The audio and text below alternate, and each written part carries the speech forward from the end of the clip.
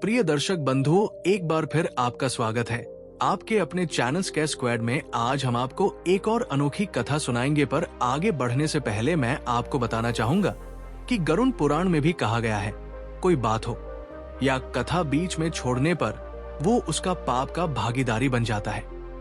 तो वीडियो को अंत तक देखें। तो शुरू करते हैं आज की कथा को। बहुत समय पहले की बात है। एक सुंदर और शांत गांव था जिसका नाम था पंचवन।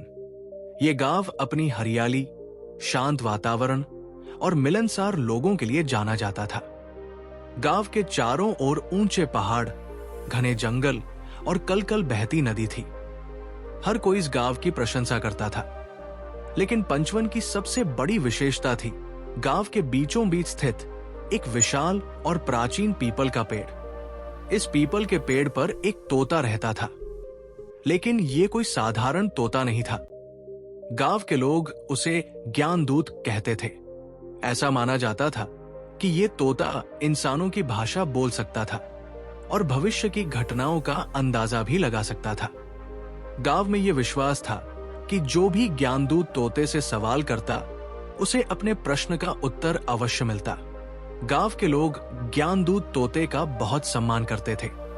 वे उसे दाने खिलाते, जल चढ़ाते और कभी-कभी तो पूजा भी करते थे। इस तोते ने गांव में कई बार ऐसे चमत्कार किए थे कि लोग अचंभित रह जाते थे। पंचवन गांव में एक किसान रहता था जिसका नाम रामलाल था।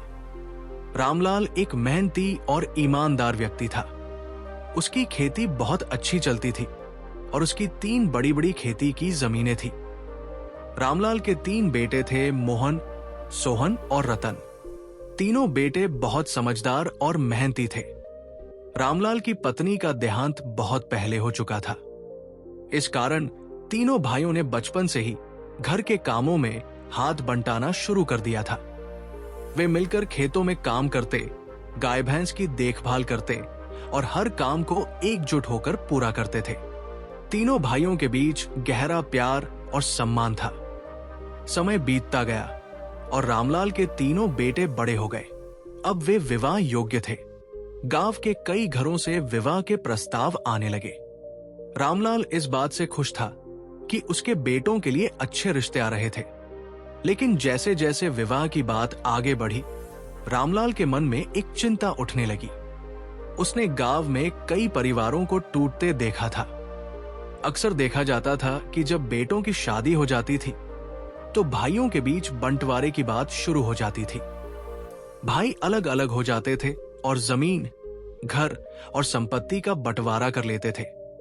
रामलाल ये नहीं चाहता था कि उसके बेटे अलग हो जाएं। वो चाहता था कि वे हमेशा एक साथ रहें और परिवार का नाम रोशन करें। रामलाल की ये चिंता इतनी बढ़ गई कि उसने पीपल के पेड़ के नीचे बैठे ज्ञानदूत तोते के पास जाने का निर्णय किया। वो सुबह सुबह तोते के पास पहुंचा और हाथ जोड़कर बोला, तोता महाराज, मैं एक प्रश्न लेकर आया हूं। मेरे तीनों बेटे बड़े हो गए हैं और अब विवाह योग्य है, लेकिन मुझे डर है कि उनके विवाह के बाद वे बंट जाएंगे और हमारा परिवार टूट जाएगा। क्या ऐसा होना आवश्यक है? तोते ने रामलाल को ध्यान से देखा और कहा, यह प्रश्न गहरा है। इसका उत्तर तुम तभी समझ पाओगे जब तुम्हारे बेटे विवाह के लिए तैयार होंगे। लेकिन याद रखना, हर समस्या का समाधान तुम्हारे पास पहले से ही होता है। रामलाल तोते की बात सुनकर सोच में पड़ गया। वो समझ नहीं पाया कि तोते ने क्या कहा था। समय बीतता गया और तीनों भाइयों के विवाह की तैयारियां शुरू हो गई। मोहन, सोहन और रतन का विवाह एक ही दिन तय किया गया। पूरे गांव में खुशी का माहौल था। विवाह के बाद रामलाल ने महसूस किया कि घर का माहौल धीरे धीरे बदल रहा है। तीनों बहुएं अपने अपने हिसाब से घर के काम करती और कई बार छोटे छोटे मुद्दों पर असहमति हो जाती थी। हालांकि तीनों भाई हमेशा एक दूसरे का सम्मान करते थे, लेकिन एक दूसरे की जरूरतों और चाहतों में धीरे धीरे अंतर आने लगा। एक दिन तीनों भाइयों ने रामलाल के पास जाकर कहा, पिताजी, अब हम अपने हिस्से की खेती करना चाहते हैं। हम चाहते हैं कि जमीन का बंटवारा कर दिया जाए ताकि हम स्वतंत्र रूप से काम कर सकें। रामलाल ने ये सुनकर गहरी सांस ली।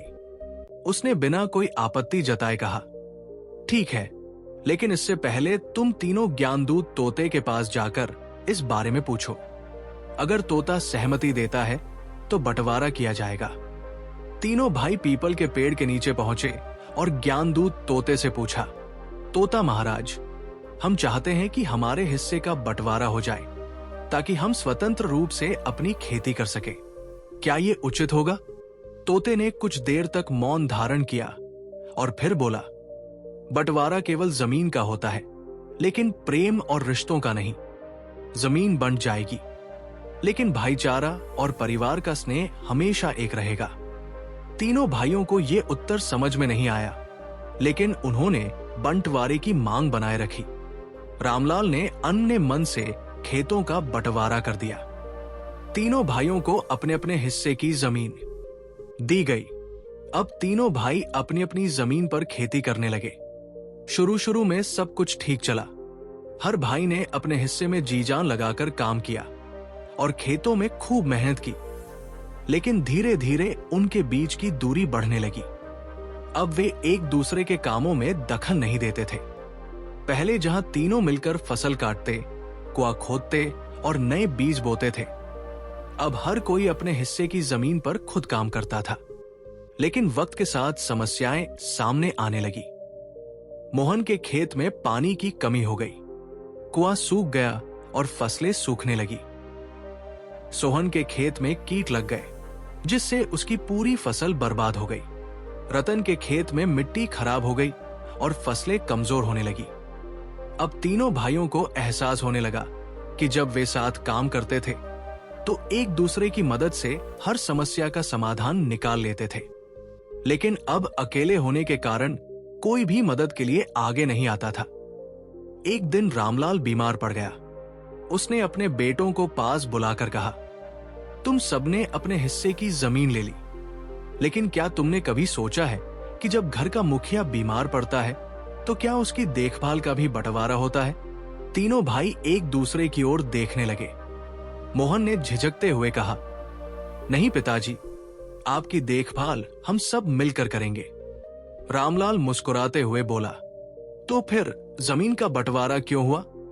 अगर तुम भाई मिलकर मेरी देखभाल कर सकते हो तो साथ में खेती क्यों नहीं कर सकते?